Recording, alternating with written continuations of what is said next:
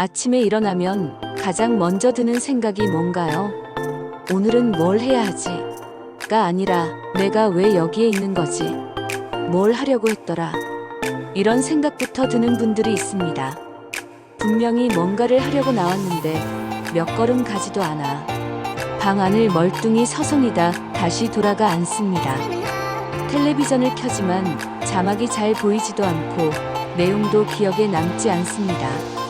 점심 먹고도 방금 뭘 먹었는지 가물가물하고 물건을 어디다 두었는지 매번 새로 찾아야 합니다.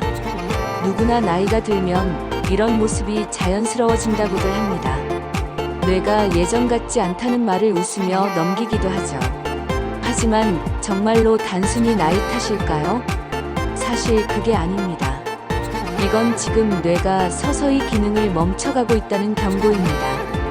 아프지도 않고 눈에 보이지도 않지만 지금 이 순간에도 당신의 뇌는 조용히 늙어가고 있습니다.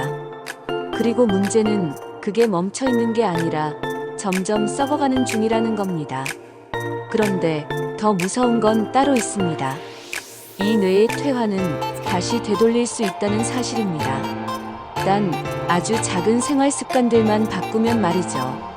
그리고 그 변화는 단 7일이면 시작됩니다. 지금부터 말씀드릴 건 약도 수술도 식단도 아닌 일주일 안에 뇌를 다시 깨우는 생활 루틴입니다. 그저 일상을 조금만 바꾸면 뇌는 스스로 되살아나는 힘을 갖고 있습니다. 왜냐하면 뇌는 늘 살고 싶어 하기 때문입니다. 우리가 뇌 기능 저하를 체감하는 이유는 단 하나입니다. 그 기능을 안 쓰고 있기 때문입니다. 나이가 들면 반복되는 일상 속에서 생각할 일이 줄어듭니다. 생각이 줄면 기억할 필요도 줄고 말을 할 일도 외울 일도 선택할 일도 줄어듭니다. 그 상태로 며칠 몇 달이 지나면 뇌는 스스로 불필요하다고 판단한 기능부터 천천히 꺼버립니다. 말을 덜하면 말이 안 나오고 글을 안 쓰면 글자가 안 떠오르고 사람을 안 만나면 감정도 흐릿해집니다.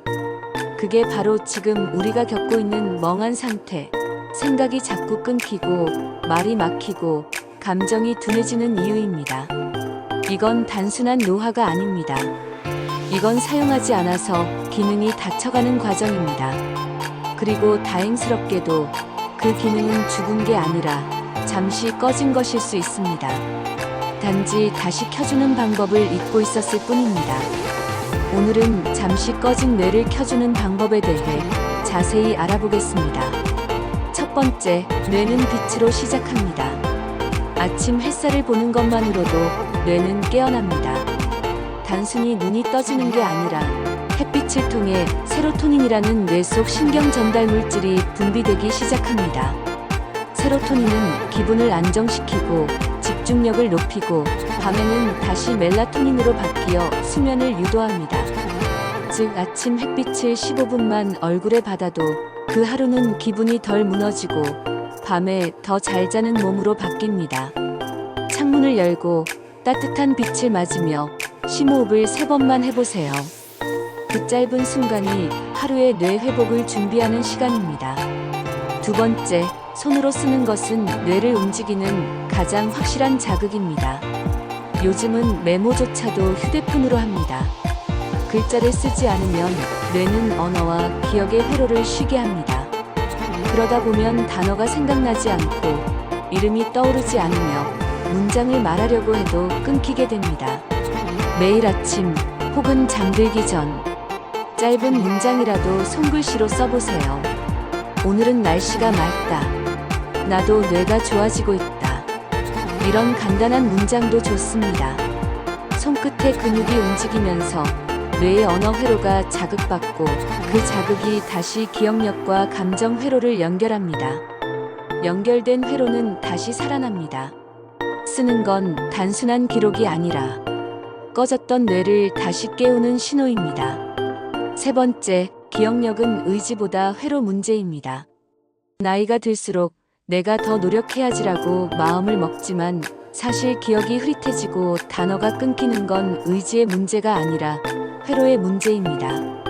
뇌세포 사이의 신호가 제대로 전달되지 않기 때문에 우리는 순간순간 멍해지고 단어가 떠오르지 않으며 내가 원래 이랬던가 싶은 순간을 자주 겪게 됩니다. 이럴 땐 생활 습관만으론 한계가 있습니다. 실제로 뇌신호 전달을 도와주는 포스파티딜세린 같은 성분은 몸속에서 충분히 생성되지 않기 때문에 외부에서 보조적으로 공급해주는 것이 필요합니다. 포스파티딜세린은 신경세포의 외벽을 구성하고 기억력을 회복시키는 데 도움을 주는 핵심 물질입니다. 매일 한 알만으로도 신호가 더 잘 전달되고 내 안에서 생각의 흐름이 다시 이어지는 걸 느끼게 됩니다. 생활 습관은 길을 닦는 일이라면 이런 보조는 회로에 다시 불을 켜주는 작은 스위치입니다. 네 번째, 뇌는 늘 새로운 것을 원합니다. 매일 똑같은 길을 걷고 같은 시간에 밥을 먹고 같은 방송을 보고 같은 리모컨 버튼을 누르는 삶. 편하지만 내 입장에서는 지루하고 무의미한 반복입니다. 이 반복은 사고력과 판단력의 회로를 닫게 만듭니다. 이럴 땐 하루에 한 가지만 다르게 해보세요. 왼손으로 수저를 들어본다든가, 마트 가는 길을 일부러 돌아간다든가, 텔레비전 대신 음악을 듣는다든가. 이 작은 어긋남이 뇌에는 새로운 연결로 넘어가자는 신호가 됩니다. 매일이 같은 패턴이라면 뇌는 더 이상 깨어있을 이유를 잃습니다. 그러나 낯선 움직임 하나는 뇌에게 아직 내가 필요해라는 강력한 메시지가 됩니다. 다섯 번째, 스마트폰을 보는 시간이 길어질수록 뇌는 스스로 생각하길 멈춥니다. 특히 짧고 자극적인 영상에 익숙해지면 뇌는 길고 깊은 사고를 포기하기 시작합니다. 집중 시간이 줄고 판단력이 흐려지며 감정도 자극 위주로 반응하게 됩니다. 이럴 때는 하루 중 스마트폰 보는 시간을 1시간만 줄여보세요. 그 시간 동안 창밖을 바라보거나 책을 읽거나 음악을 듣거나 그냥 조용히 앉아 숨을 고르는 것도 괜찮습니다. 뇌는 자극이 없는 순간에 복구를 시작합니다. 단절된 회로를 다시 붙이고 고장난 부위를 스스로 회복하려 하기 때문입니다. 쉬는 것은 멈추는 것이 아니라 회복을 위한 준비 시간입니다. 마지막, 밤이 조용해지면 뇌는 일을 시작합니다. 잠자기 전 TV를 보다 잠들거나 스마트폰을 보다가 잠드는 분들이 많습니다. 이 습관은 뇌를 나처럼 착각하게 만들어 숙면을 방해합니다. 뇌는 낮 동안 손상된 부분을 복구하고 기억을 정리하고 불필요한 감정과 정보들을 정리하는 일을 밤에 합니다. 그런데 빛과 소음이 계속 들어오면 이 회복 작업이 멈춰버립니다. 잠들기 1시간 전부터는 조명을 줄이고 소리를 줄이고 조용한 음악이나 심호흡으로 뇌를 휴식 모드로 보내주세요. 그 시간 뇌는 다시 자신을 정리하기 시작합니다. 그리고 그렇게 회복한 뇌는 다음날 아침 예전보다 더 맑게 깨어납니다.